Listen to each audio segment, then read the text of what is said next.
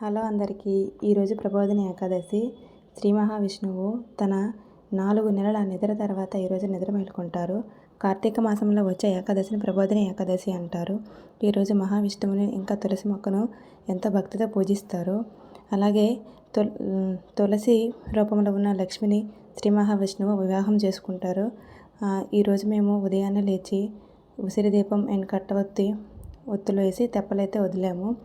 తర్వాత గంగమ్మకి గౌరమ్మకి హారతి ఇచ్చి మా పూజనైతే అక్కడికి ముగించుకున్నాము. ఇంకా విష్ణాలయంకి వెళ్ళి శ్రీ మహావిష్ణువు దర్శనం అయితే చేసుకున్నాము. ఏకాదశి సందర్భంగా చాలా జనాలు ఉన్నారు.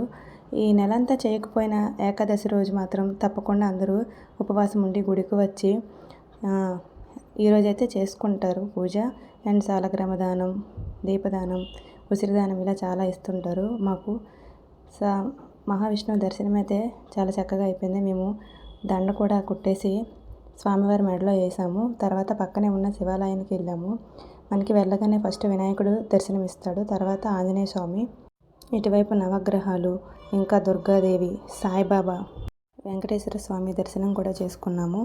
ఆఖరణ శివాలయంకి వెళ్ళి లింగాన్ని కూడా దర్శనం చేసుకొని శివయ్యని దర్శనం అయిన తర్వాత బయటకు వచ్చి ఏకాదశి సందర్భంగా ఉసిరి చెట్టు కూడా దీపం పెట్టాము.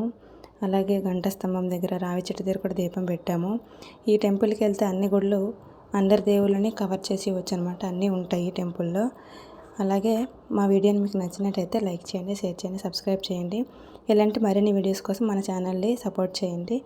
Thank you for watching. మేము ప్రసాదంగా పానకం చేసాము అండ్ సలివిడి అండ్ గోధుమ నూక ప్రసాదం కూడా చేశాము.